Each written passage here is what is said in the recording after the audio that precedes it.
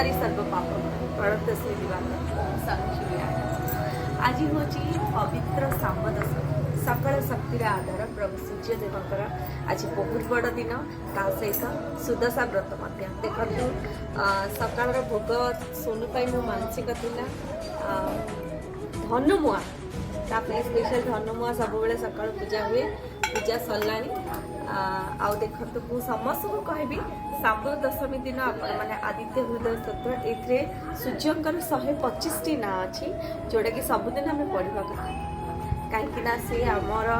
माने आमर प्रकृत चलती देवता होती सूर्यदेव तो आज भले यही पवित्र दिन में मुझे समस्त को अनेक अनेक शुभेच्छा अभिनंदन जनाऊँगी प्रभु सूर्यदेव आपण शरीर सुस्थ रखु एवं आपण जीवन में सुख समृद्धि कर